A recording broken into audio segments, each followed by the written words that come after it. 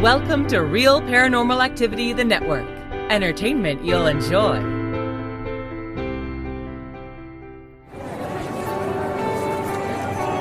You are listening to an RPA production, where people gather.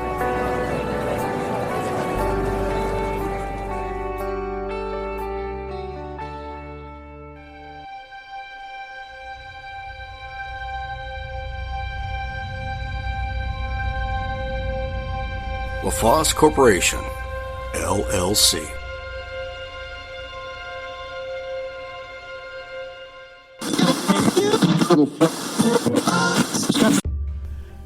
The world is full of mysteries. It's full of strangeness. And it exists with oddities. That's what we do on this show. We examine the strangeness, the mysterious, the oddities. This is Terry's Mysterious Moments, and I am your presenter, Terry from Texas. This is Season 8. Welcome if it's your first time. Welcome back if you've been here before. Go with us on this trip while we look at cryptids like Bigfoot, the Yeti, the Loch Ness Monster, and maybe even Thunderbirds. Be with us while we examine stories of legends such as werewolves, vampires, witches, ghosts, and hauntings. Thank you for being here. Enjoy the show.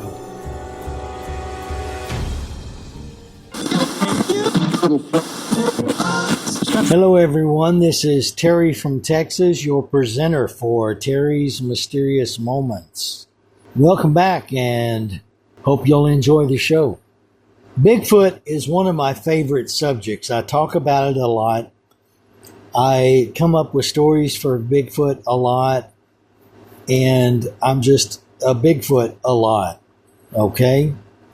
But something's been working on me in the last few months to where I'm starting to think like a lot of the people out there who wonder Bigfoot is actually an interdimensional being.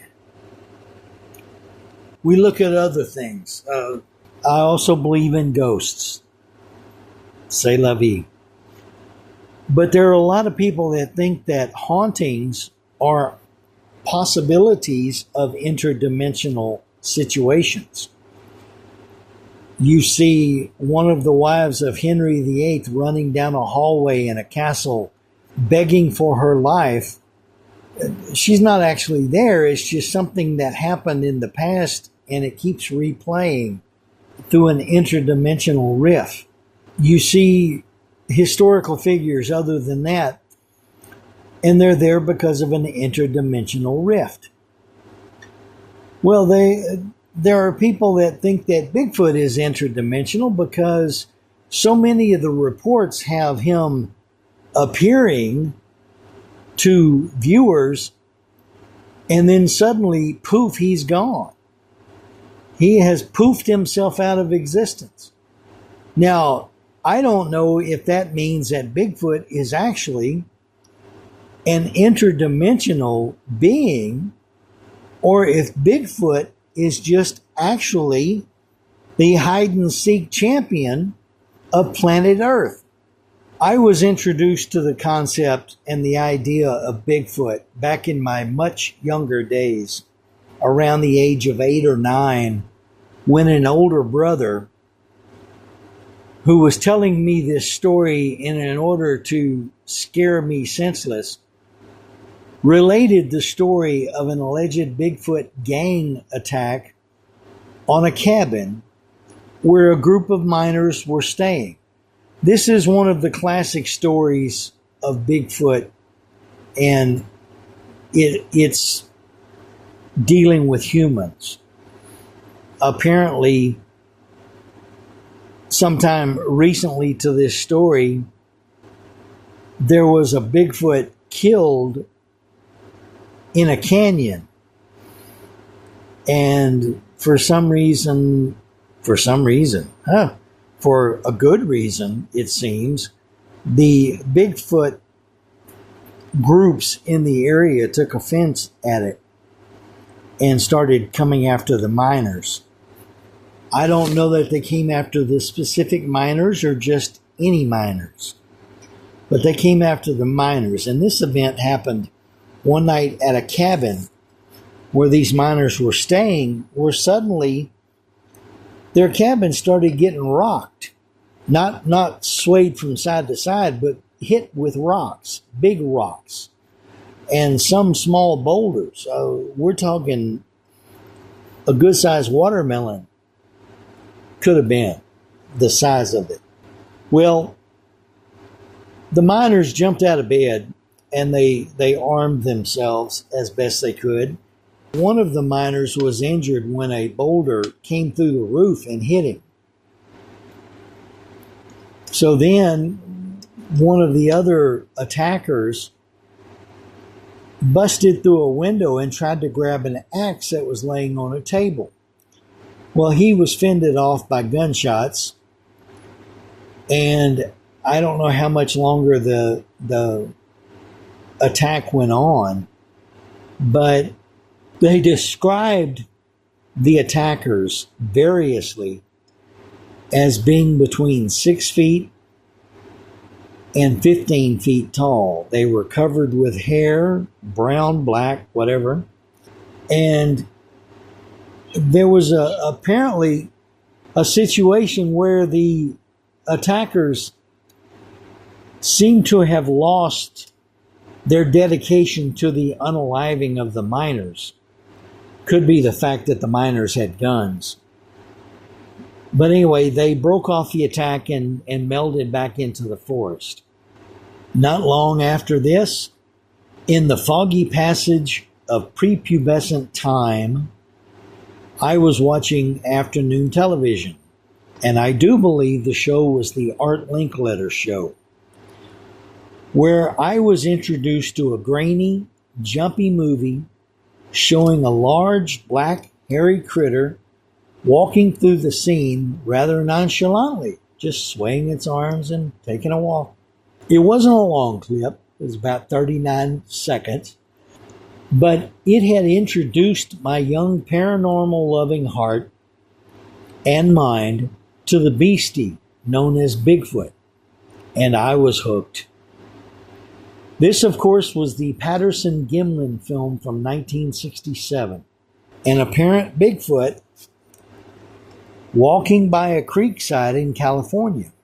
The man with the camera did the best he could to get a steady shot, but he chased this animal across some ground, and it was rocky riverbed ground. So the first part of it is real kind of shaky, but then it settles down. And you see this big black fur covered thing walking along. And I remember that one of the people who were on the show referred to the look, because this thing looked back over his shoulder at the guy with the camera, said that it reminded him of a baseball umpire walking off the field when he's disgusted with the reaction of the teams. Something of that nature. Well, I have believed in Bigfoot, or Sasquatch, as you may call him, since the late 60s. I admit that I have never been anywhere to have a run-in with one. I've never seen one at a distance. I still believe that they exist because of the number of reports of Bigfoots. And since I was a little boy, I've been hungry for stories about this creature named a Bigfoot or Sasquatch. Since that time, I have found that these creatures, or ones similar to them, exist all over the world. Although some of the descriptions and particulars vary somewhat.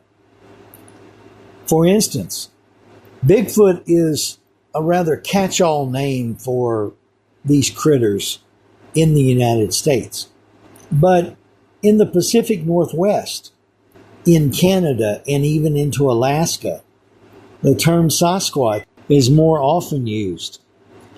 although they do have local place names that are used in the place of Sasquatch and Bigfoot. Alaska has various names for it. I'm sure parts of Canada do too. The American Indian natives have names for it. The hairy man. In the area that we know as Siberia, Russia's cold northeast, they may be called almas or almasti. They also may be called snow persons or forest creatures. Down into Nepal, Burma, and Tibet along the Himalayas, they could be known as yetis or the abominable snowmen. In Southeastern Asia, like Vietnam and Malaysia, around that area, they may be called the orang pendek or the old man of the woods, the old man of the forest. Down in Australia, they're called yowies.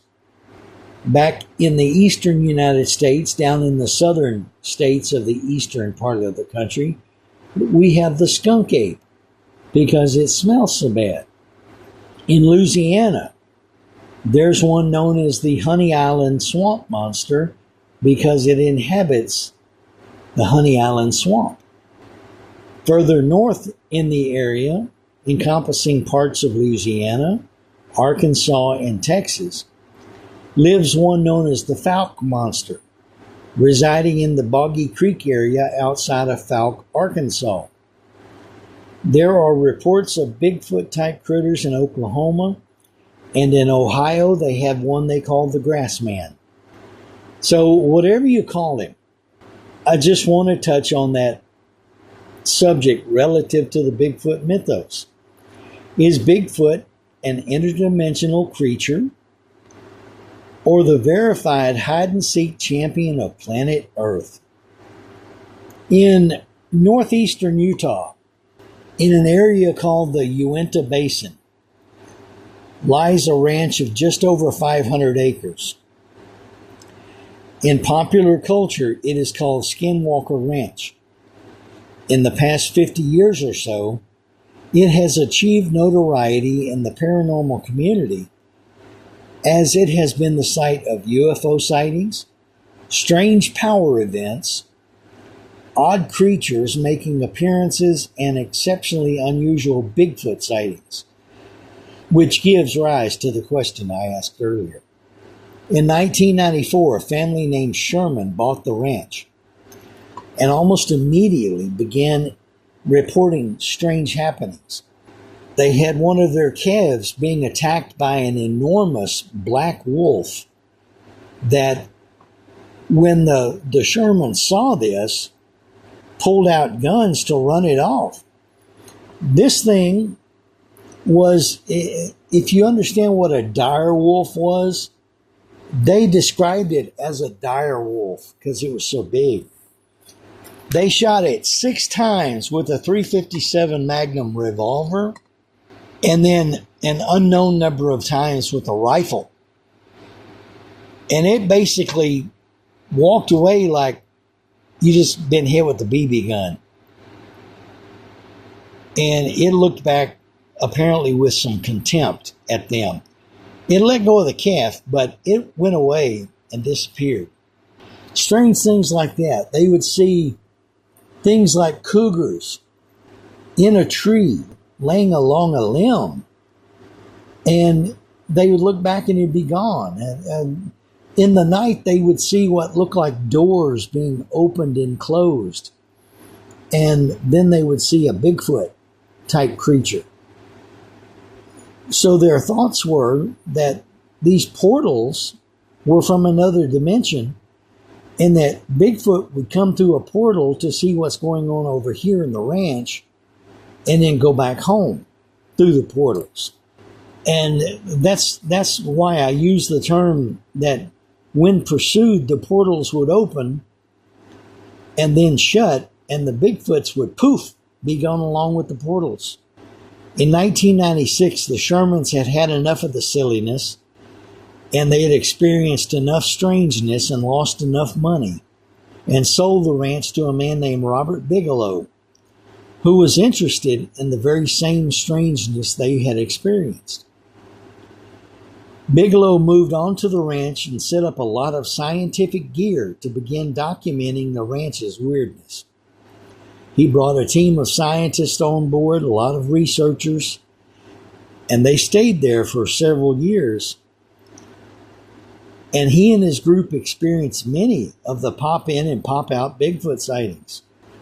Now, Skinwalker Ranch isn't the only place where these instantaneous Bigfoot poofings, as I call them. Many reports say that Bigfoot is witnessed in plain sight. It's standing at a tree line, and you can obviously tell what it is. But you blink, and it's taken 2 steps back into the tree line and has disappeared. Now, has he actually disappeared, or has he just gone undercover? I don't know how deep those tree lines are. I don't know how thick that stuff is, so I can't judge.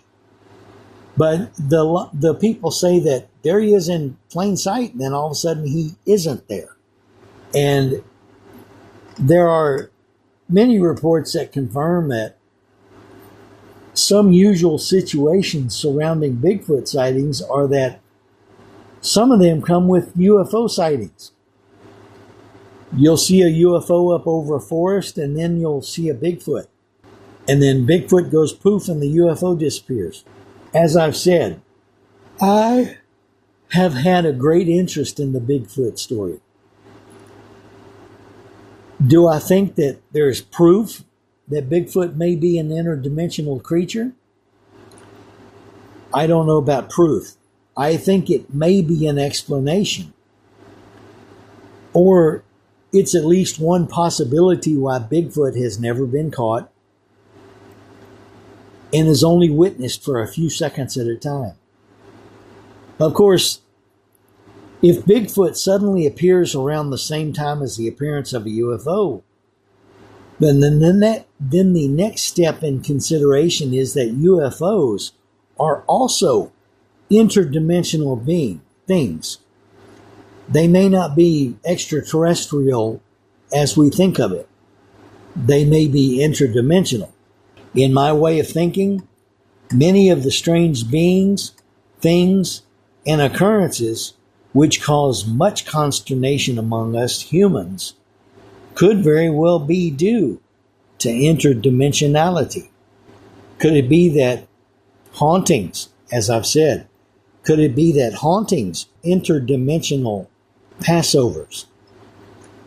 The story of the 2 ladies in Gettysburg who were leaving their job in one of the buildings, got in the elevator, and it took them all the way to the basement. When the door opened, they were viewing an active Civil War hospital scene.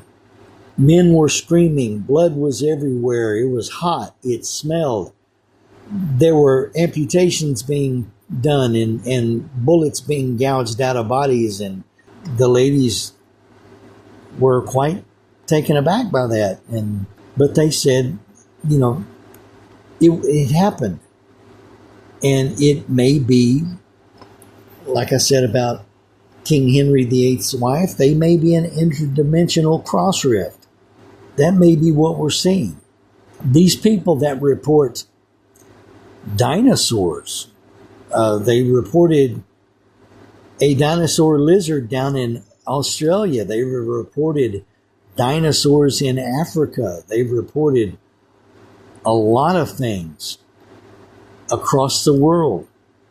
Now, granted, many of these countries could be considered somewhat backwards in the way they think about things, but it doesn't mean that stuff's not out there. Do I know what these things are? No, I am not the creator of the universe. I wouldn't have an answer for that. But consider the fact that not only are UFOs and Bigfoot interdimensional beings, but maybe replays of hauntings are the same kind of thing. Who knows?